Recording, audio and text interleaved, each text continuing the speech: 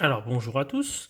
Voici la vidéo commentée de l'activité de découverte de la réciproque du théorème de Thalès. Je vais relire le début de l'énoncé. On va se demander s'il suffit que deux triangles aient des longueurs de côté proportionnelles pour obtenir des droites parallèles. Voilà. Et on va voir en fait si ça suffit ou pas. Alors la première situation, nous avons donc deux triangles, un grand triangle ABC, un petit triangle AMN. La première partie de la question, a-t-on AM sur AB, donc petit côté du petit triangle sur côté du grand, qui est égal à AN ici côté du petit triangle sur AC côté du grand. Voilà, donc en fait on cherche à savoir si les triangles ont des côtés proportionnels. Alors, donc pour le premier quotient AM sur AB, on se sert des dimensions qui sont indiquées sur la figure ici. On a 4 sur 8 qui donne à la calculatrice 0,5. Le second quotient, AN sur AC, 3 sur 6, à la calculatrice donne 0,5. On peut donc constater que les deux quotients sont égaux, donc les triangles ont des côtés proportionnels. Vous pouvez observer, par contre, que la droite MN et la droite BC ne sont pas parallèles. Donc, on voit que ce n'est pas parce que les deux quotients ici sont égaux que les droites sont parallèles. Donc, la proportionnalité des longueurs ne suffit pas.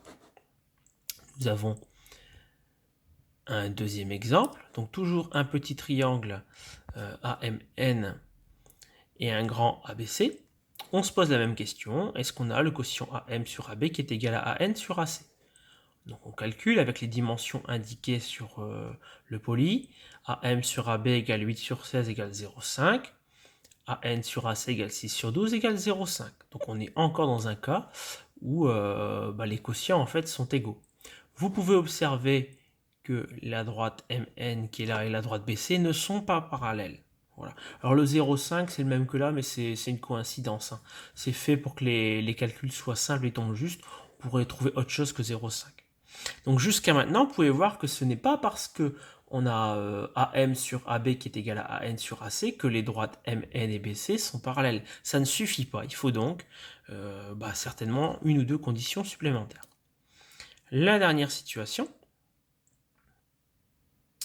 Voilà. Alors je vais essayer de ne pas filmer le 4 tout de suite.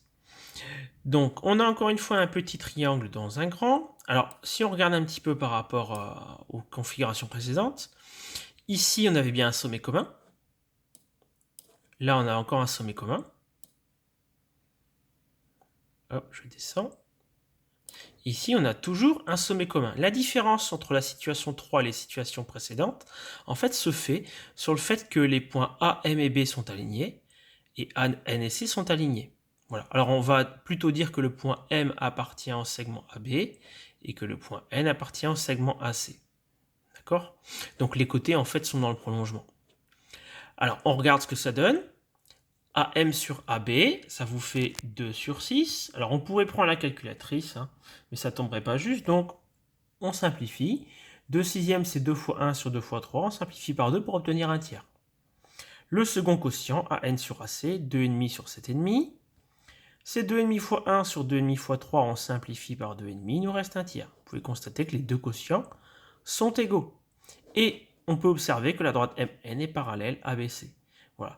Donc la différence, c'est que par rapport aux situations 1 et 2, on a toujours ici, comme pour les situations 1 et 2, l'égalité de quotient, mais on avait les points AM et B alignés et les points AN et C alignés. Voilà. Donc vous voyez qu'en plus de la condition d'égalité de quotient, il faut que les points soient dans une certaine configuration pour que les droites MN et BC soient parallèles. Voilà. Alors, on vous dit conjecture un énoncé de la réciproque du théorème de Thalès. Donc la réciproque du théorème de Thalès, ce sont des critères qu'il va falloir vérifier, qui vont permettre de définir si à la fin des droites sont parallèles ou pas. Donc voici la propriété. On va se servir visuellement de cette configuration-là. On nous dit que si dans un triangle ABC, donc en fait on est là, dans le grand, vous avez un petit triangle dans un grand avec un sommet commun. Deux points M et N sont tels que le point M appartient au segment AB, ça veut dire que les points sont alignés. Le point N appartient au segment AC, ça veut dire que les points sont alignés. Et qu'on a l'égalité de quotient AM sur AB égale AN sur AC, donc côté du petit triangle sur côté du grand égale côté du petit sur côté du grand. Alors, dans ce cas-là, les droites sont parallèles. Donc, vous voyez qu'il faut 3 critères. Celui-ci, celui-ci, et l'égalité de quotient. D'accord?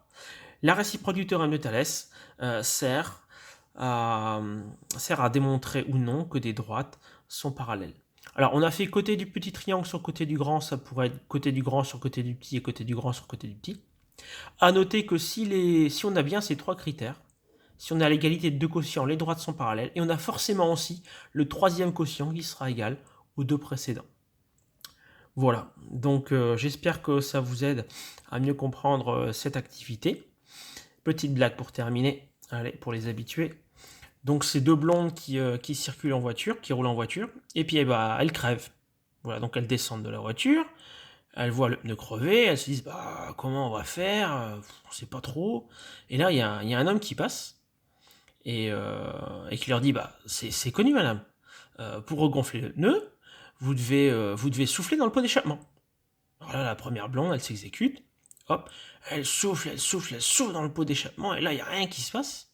Et la seconde blonde qui lui dit mais enfin, ça peut absolument pas marcher, c'est pas possible. Et la première blonde elle fait bah pourquoi ça peut pas marcher? Et là la seconde blonde elle fait bah t'as laissé les vitres ouvertes. Voilà, bonne journée.